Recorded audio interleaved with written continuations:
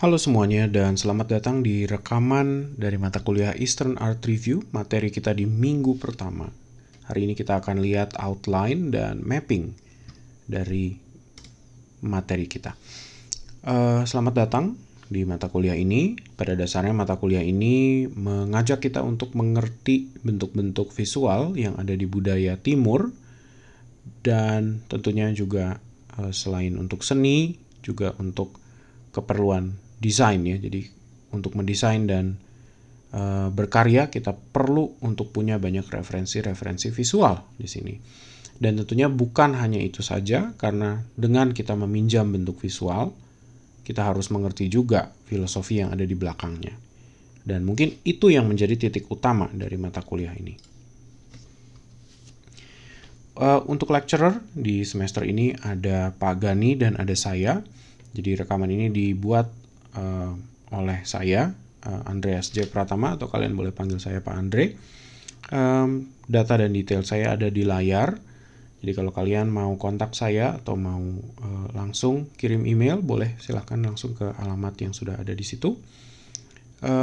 Area expertise saya kira-kira kalau untuk di BINUS Bandung ini kalian bisa lihat saya mungkin tempat bertanya atau tempat diskusi untuk teori dan filosofi seni, sejarah seni, estetika, konseptual art atau seni konseptual, dan desain. Terus yang terakhir adalah fotografi. Jadi kemungkinan besar kita akan ketemu juga di entah di semester ini atau semester depan ya di mata kuliah fotografi. Oke, beberapa hal yang saya perlu sebut ke kalian dari do's dan don'ts untuk mata kuliah ini. Pertama, dari do dulu. Kita bisa lihat, silakan mengambil catatan dengan bahasa kalian sendiri. Jadi jangan mencoba untuk mengcopy saya kata per kata. Kalian pasti ketinggalan. Terus yang kedua, kalau seandainya ada pertanyaan, boleh langsung ditanyakan. Saya tidak keberatan untuk disela. Atau ada sesuatu yang butuh didiskusikan atau diperdebatkan di kelas juga boleh, jadi langsung aja dikasih tahu ya. Terus silahkan sharing juga atau sebut sesuatu yang mungkin kalian udah pernah lihat, udah pernah main game atau udah pernah lihat di anime, film atau apapun, atau mungkin drakor kalau kalian yang suka nonton drama Korea. Mungkin dengan begitu, dengan kalian sharing, nanti kelas akan lebih tercerahkan dengan anekdot-anekdot yang kalian punya ya. Nah, yang apa saja yang jangan dilakukan?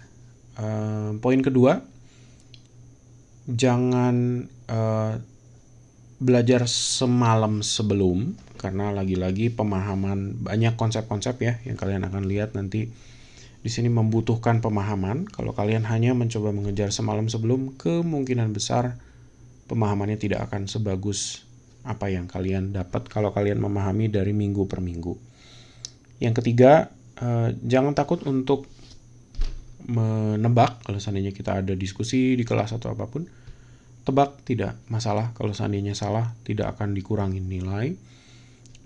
Mungkin akan dapat feedback dan lain sebagainya, tapi toh akan jadi bagus karena kalian dapat pengalaman. Kalian juga akan jadi tahu bahwa oh ternyata di situ tidak benar atau mungkin salah gitu ya.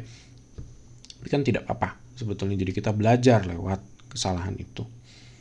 Poin keempat, saya bukan tipe dosen sejarah yang mempertanyakan tahun dan kapan, tahun berapa secara tepat. Saya tidak terlalu mementingkan tahun, bukan berarti tidak harus diketahui. Tahun hanya dipakai untuk patokan, untuk kita tahu secara kasar abad keberapa, tahun keberapa terjadi, tapi jangan dihafal. Saya lebih kepengen kalian punya pemahaman kapan terjadi secara urutannya dibanding ngafalin tahun. Yang paling penting adalah kenapa dia terjadi dan kenapa bentuk visualnya menjadi demikian rupa. Itu buat saya lebih penting daripada ngafalin tahun. Dan tahun tidak akan pernah keluar di ujian. Oke, berikutnya adalah silabus. Nah, silabus akan dibahas di kelas, jadi tidak di rekaman ini, karena Rekaman ini hanya sifatnya untuk mengulang materi yang mungkin tidak tersampaikan atau untuk refresher ya, untuk mengingat ulang. Pertanyaan pertama biasanya, kenapa sih kita belajar sejarah seni di mata kuliah desain?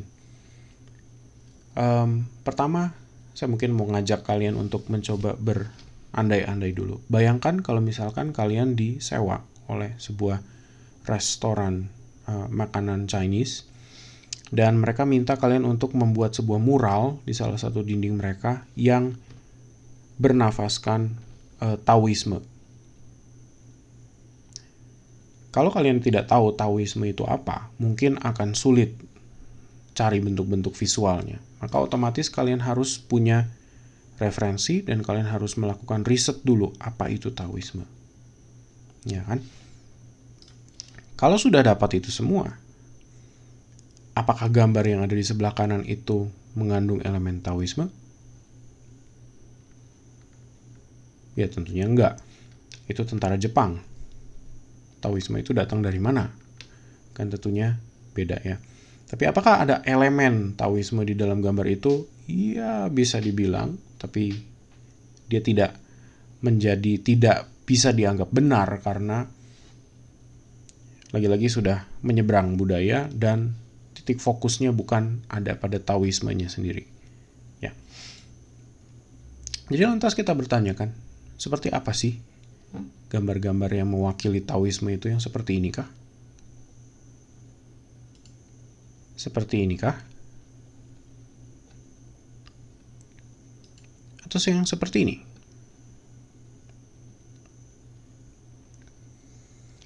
Ya, tentunya gambar yang mengandung pemandangan alam. Biasanya itu yang menjadi kekasan kuat dari Taoisme. Jawabannya seperti itu, sesimpel itu. Nah, tapi tentunya kalian harus pahami dulu lebih jauh Taoisme sendiri itu apa ya, sebelum langsung mengambil kesimpulan bahwa karya seni Taoisme itu pasti yang mengandung banyak pemandangan-pemandangan alam itu. Ya enggak seperti itu juga. Ada sisi lain dari Taoisme yang kita bisa lihat kalau seandainya kita pelajari lebih dalam ya. Jadi untuk menjawab pertanyaan tadi, kenapa mempelajari sejarah dalam mata kuliah desain? Kita perlu tahu bahwa setiap seni yang muncul itu berdasarkan sebuah respon terhadap sesuatu yang terjadi di masa lalu. Zaman, sejarah misalnya. Sekarang contohnya kita merespon banyak ke Korean Wave misalnya. Ini zaman kita sekarang dan itu terjadi ya, mau tidak mau. Kalau kita sudah hidup di tahun 2050, mungkin kita akan melihat ke belakang, oh iya Korean Wave itu ada sebagai sebuah sejarah di tahun 2020-an. Misalkan, seperti itu. Jadi ada sebab musabab ketika sesuatu muncul. Dengan adanya K-pop misalnya pada saat ini, banyak hal yang entah dari dandanan, fashion, cara berpakaian, selera musik, seni, mungkin dipengaruhi sama budaya Korea. Gitu ya. Jadi artinya kita mencoba untuk mempelajari budaya dan peradaban. Karena bentuk visual itu selalu berhubungan ke budaya dan peradaban. Dengan kita mempelajari itu semua, dengan kita melihat banyak contoh, kita mengenal senimannya, kita melihat karya-karyanya, kita akan punya banyak referensi visual. Yang artinya bukan berarti kalian harus meniru 100% seperti apa adanya, tapi referensi itu bisa dibuat menjadi sesuatu yang baru. Nah, begitulah caranya karya-karya seni dan desain secara visual bisa berkembang. Karena dia saling meminjam lewat referensi atau menggunakan ungkapan yang digunakan lewat visual codes namanya, atau kode visual ya. Jadi kedua hal ini tidak terjadi sebegitu saja. Pasti ada sebabnya. Maka budaya itu seperti sebuah parasit yang dia hidup di manusianya, di pikiran manusianya dan kebiasaan manusianya. Ketika manusianya mati, ya budayanya juga akan punah ketika tidak ada yang melakukan lagi.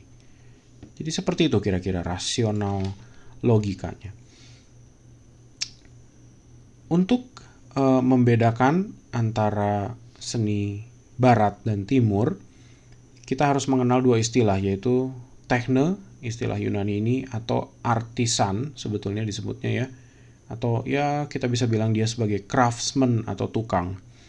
Terus ada lagi artis dalam artian seniman pada seniman sesungguhnya. Tentunya ada perbedaan ya. Tekne itu mereka yang selalu melakukan sesuatu berdasarkan pakem yang sudah ada. Misalnya, tukang ukir Jepara. Apakah bisa kamu suruh mereka untuk keluar dari batasan keahlian mereka sebagai tukang ukir Jepara? Ya, disuruh coba sih mungkin bisa-bisa aja, tapi apakah karyanya akan menarik? Apakah karyanya akan bisa terjual sebagai sesuatu yang di luar definisi ukiran Jepara misalkan? Susah. Itu sebabnya kenapa mereka harus jalan di dalam ruang gerak pakem tadi. Tapi seniman bisa berekspresi sesuai dengan apa yang dia mau. Dan biasanya pemikiran-pemikirannya jauh lebih jauh langkahnya daripada mereka yang hanya sebatas tekne atau tukang. Nah, tentunya di budaya timur ya, dalam proses berkaryanya ada sesuatu yang lumayan berbeda dari barat. Karena kebiasaan kita yang menggunakan seni itu untuk keperluan religius, untuk keperluan budaya, maka seringnya nafas-nafas berkaryanya selalu digunakan untuk keperluan spiritual atau kepekaan yang lebih bisa dibilang lebih mencerahkan gitu ya. Jadi lebih transendental kalau istilah teknisnya. Sedangkan kalau di barat nanti kita bisa lihat ada pemecahan antara kedua ini. Di Asia pun ada ketika pendidikan seni barat sudah mulai menyentuh masuk ke era kita gitu ya. Jadi ada skism, ada jurang antara tekne sebagai seniman yang tukang dan ada seniman yang betul-betul seniman yang berkarya gitu. Ya mungkin seharusnya kalian akan bisa bedain nanti ya ketika kita udah lihat banyak contoh. Nah, referensi visual itu seperti apa? Nah, ini boleh coba dilihat ya video yang saya tinggalin di sini. Contohnya misalnya yang paling gampang adalah Bruce Lee dari baju yang ada. Ketika dia disajikan dalam filmnya Tarantino di Kill Bill, itu menjadi sebuah referensi aja. Bukan baju yang sama, tapi dia hanya meminjam referensi. Tapi hanya dengan melihat itu kita sudah langsung terhubung ingatan kita bahwa oh ini ke filmnya Bruce Lee yang dulu gitu ya. Nah, itu referensi. Konsep berikutnya yang kalian perlu tahu juga adalah apropriasi di sini. Jadi apropriasi itu kalau kita lihat definisinya mungkin kalau dari kamus bahasa Inggris, the action of taking something for one's own use, typically without the owner's permission. Jadi banyak apropriasi terjadi ya di era-era tahun sebelum 1950 misalnya ketika di Amerika sana orang kulit putih melihat lagu-lagu hip hop atau bluesnya orang hitam itu menjadi populer, mereka tidak mau kalah dan mereka mencoba melakukan apropriasi. Maka kalau kalian lihat di sejarahnya misalnya ada khusus blues yang punya orang kulit putih dan ada blues yang punya orang kulit hitam. Nah, itu sebuah bentuk apropriasi. Tapi apropriasi selalu terjadi anyway di dalam dunia desain dan seni karena sifatnya yang saling pinjam-meminjam. Bagaimanapun juga pasti terjadi apropriasi ini. Dan kenapa saya perkenalkan istilah ini ke kalian? Karena lewat kode visual dan lewat referensi itu kita bisa menciptakan sesuatu. untuk keperluan desain kita yang fungsional nanti tentunya ya. Contoh dari apropriasi seperti ini. Contohnya misalnya Venom dari Marvel. Kalau misalkan kita apropriasikan itu ke dalam sebuah bentuk batik, apakah dia bisa? Ya bisa. Kita bisa lihat gitu ya. Ada bentuk-bentuk di situ yang memang asalnya dari corak-corak motif batik. Tapi apakah logo itu harus tetap ada di situ? Nah, itu kan jadi dipertanyakan ya gitu. Apakah mungkin kita disu sama Marvel gitu, dituntut sama Marvel? Ya mungkin gitu ya. Mona Lisa misalnya, apakah mungkin kita mengapropriasi Mona Lisa? Oh iya, tentunya bisa. Misalnya ada gaya seni Art Nouveau dan Art Deco, kita mau bikin Mona Lisa berdasarkan gaya itu. Jadi kita hanya meminjam referensinya. Bisa tentunya ya. Dan meniru gaya itu tidak mudah loh. Kita perlu menguasai betul, kita perlu familiar betul dengan satu gaya. Berikutnya, kalau tadi kalian sudah lihat konsep apropriasi, bagaimana dengan sinkretisme? Jadi ada perbedaannya ya. Apropriasi itu hanya sekedar menciptakan ulang. Kalau sinkretisme itu sudah melalui sebuah proses yang panjang. Jadi artinya misalnya orang Indonesia atau orang Betawi sudah ketemu dengan musik Portugis, maka ya lahirlah lagu-lagu keroncong misalkan gitu.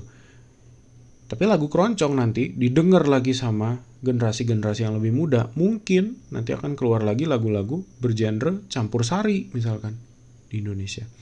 Nah, hal seperti ini yang sebetulnya terjadi dalam rentang tahun atau masa yang lumayan panjang ya. Contoh dari sinkretisme ini ya tentunya hibriditas budaya ya. Secara definisi dari ilmu antropologi, sinkretisme adalah hibriditas budaya seperti tadi. Menurut si Stewart di situ kita bisa lihat bahwa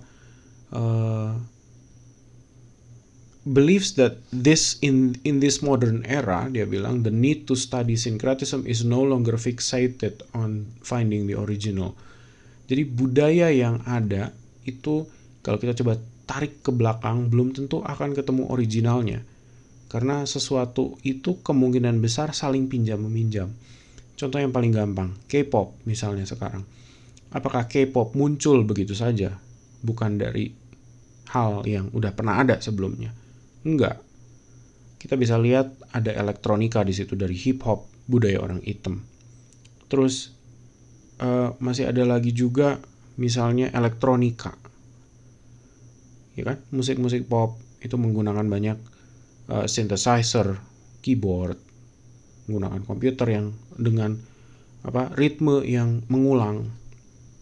Itu semua punya relasi-relasi ke belakang. Misalnya di tahun 1970-an, 60-an di mana elektronika mulai naik misalnya. Hip hop, R&B dan lain sebagainya itu kan budaya-budaya orang kulit hitam ya. Kalau kita tarik lagi ke belakang, apakah budaya orang kulit hitam itu datang begitu saja? Enggak, belum tentu.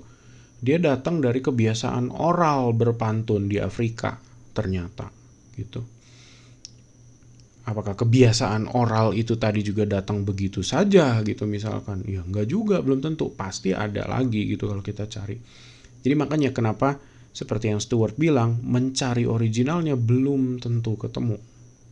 Itu satu karena keterbatasan sejarah ya. Jadi pada era terjadinya mungkin tidak ada orang yang mencatat, tidak ada orang yang mempelajari, atau tidak ada orang yang mengerti dan mengingat. Jadi makanya kita nggak bisa tahu. Seperti itu. Jadi jangan mencoba mencari originalnya katanya gitu ya kalau menurut Stewart, karena belum tentu ada. Tapi yang kita bisa pahamin adalah bagaimana dia merambat dari satu bentuk ke bentuk lain.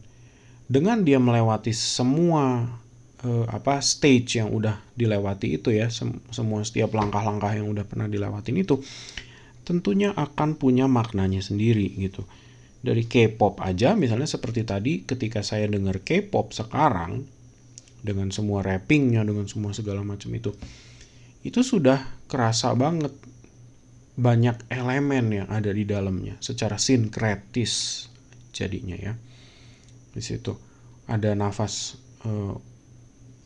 musik dari budaya negro, terus ada juga eksperimentasi dari elektronika, yang mana itu datang dari orang-orang Eropa misalkan gitu, atau orang-orang Amerika yang banyak bermain dengan elektronika tadi.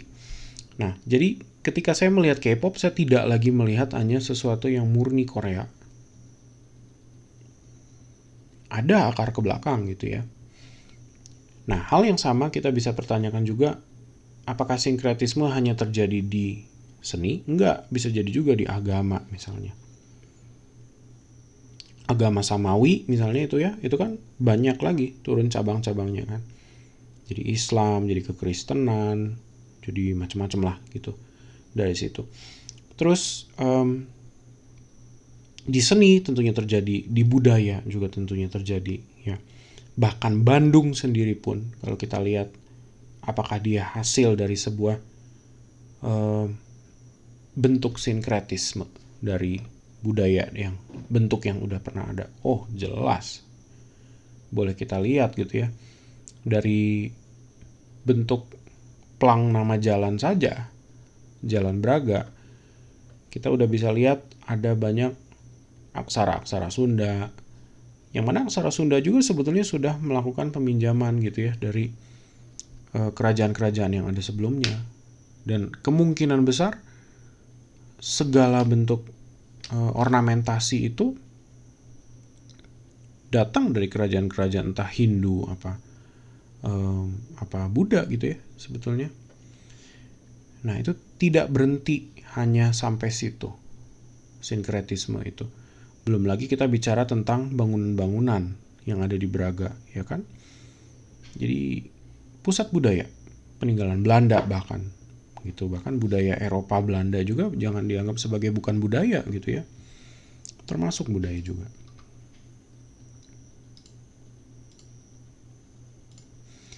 Oke, jadi art itu, seni itu merefleksikan apa sih? Tentunya budaya dan peradaban jadinya ya, karena seperti yang kita udah lihat tadi, setiap seni yang diciptakan itu selalu merefleksikan ke consciousness atau kesadaran. Kan nggak mungkin ya orang berkarya tanpa disadari. Misalkan gini, ada orang lempar batu, batunya kena dinding, pecah, terus bongkahan batu itu bisa dianggap seni. Ketika dia ngelempar batunya saja tidak punya intensi untuk bikin seni, saya nggak yakin dia bisa mengklaim itu, gitu loh. Ada seni abstrak misalnya yang memang sengaja terlihatnya random banget, tapi sengaja diciptakan kerandoman itu. Jadi artinya harus ada kesadaran dulu. Tidak mungkin orang berkarya tanpa kesadaran di situ. Nah, inilah kira-kira yang bakal kita pelajarin di mata kuliah ini sepanjang satu semester. Misalnya ada seni dari Tibet, yang di atas kita bisa lihat ada ukiyo-e, ada literati painting, scroll painting dari Cina, Korea, Jepang juga punya. Terus ada Mughal Empire di India, kita bakal lihat Taj Mahal, kita bakal lihat seni di geometri Islam misalnya ya di situ. Yin dan Yang, pemikiran Taoisme, beberapa candi, kain poleng Indonesia, Jepang. Kira-kira seperti itu, dan masih banyak lagi. Ini hanya sebagian dari contoh-contoh yang saya tunjukin. Nah, tentunya untuk mapping Asia ya, kita bakal mencoba melihat India. Dari India di situ sudah cukup banyak, nanti ada Hindu, ada Buddhisme. Nanti akan menyebar ke Cina, ke Jepang. Kita bakal lihat Indonesia. Kita bakal, mudah-mudahan cukup waktu, kita bakal lihat Thailand, Filipina. Nanti juga di situ ya. Terus kita bakal lihat juga peradaban Islam yang ada di area-area dekat India. Ya, karena kepekaan manusia dan kesadaran tadi untuk berkarya, kalau kita mulai ke titik awalnya banget gitu di material kita kali ini, di minggu ini, itu kan kalau kita melihat seni pasti harus kembali lagi ke zaman prehistoris ya, atau prasejarah. Kira-kira kenapa sih orang-orang itu mencoba untuk berkarya misalnya? Dengan peralatan yang terbatas, mereka yang kera yang bisa berdiri tegak ya, disebut sebagai hominid, itu mulai untuk membuat lukisan-lukisan dinding misalnya, bentuk-bentuk patung-patung kecil-kecil yang entah digunakan untuk penguburan, apakah keperluan spiritual atau lain sebagainya. Itu selalu berdasarkan ke sebuah kesadaran gitu ya. Kalau mencari figur dewa atau dewi itu kan tidak mungkin kalau tidak mencoba mencari sebuah rasionalisasi di situ. Apakah keinginan untuk hidup kekal, apakah keinginan mencari keamanan, takut akan kematian misalnya atau lain sebagainya, atau perasaan cinta yang tidak mau hilang gitu, tidak ingin lenyap ya. Jadi seorang orang tua pengen terus menemani anaknya atau seperti apa, itu kan semuanya punya sebuah kesadaran yang mungkin belum tentu binatang itu punya gitu ya jadinya. Seperti itu. Dan gara-gara kesadaran tadi, jadi mulai ada pemikiran dari sisi antropologi atau ilmu bioarkeologi. Mereka mulai menyimpulkan bahwa mungkin dengan kapasitas otak yang makin besar, semakin mampu orang-orang ini untuk menjadi lebih beradab. Keinginan mereka untuk berkarya itu sebetulnya dengan kesadaran yang udah ada, keinginan untuk menunjukkan sebuah ekspresi tentunya ya. Ekspresi itu bisa berbentuk banyak hal. Kalau kita lihat di gambar yang paling kanan atas misalnya di era gladiator yang di era Romawi misalnya, itu kan juga sebuah vandalisme sebetulnya bentuk untuk nunjukin untuk meninggalkan komentar atau nunjukin bahwa ini saya pernah di sini gitu. Termasuk scribble, mereka yang bervandalisme di perkotaan misalnya ya. Itu juga kan sebetulnya keinginan untuk meninggalkan jejak. Nah, hal yang sama sebetulnya juga ada di manusia purba itu.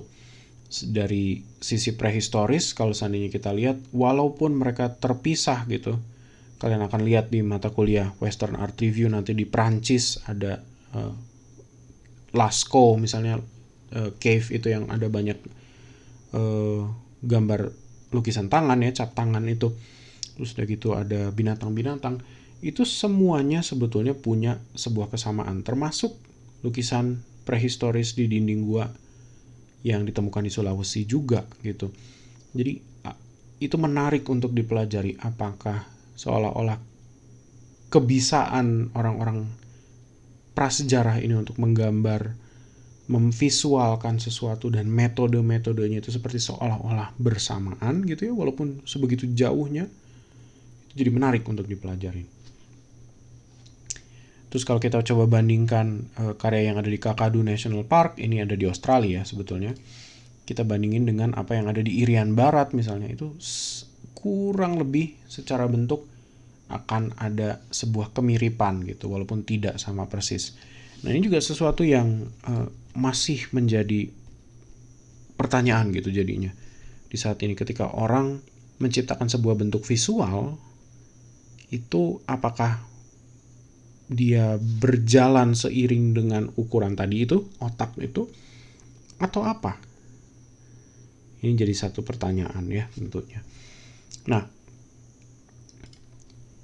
itulah yang kita coba pelajarin di minggu pertama ini. Jadi ada beberapa konsep tadi yang kalian udah lihat dari apropriasi, dan kalian tentunya jadi sadar juga bahwa budaya itu ternyata fleksibel dan dia bisa bermutasi, dia bisa berubah ya, dan dia bisa meminjam, bisa menyerap menjadi sesuatu yang baru.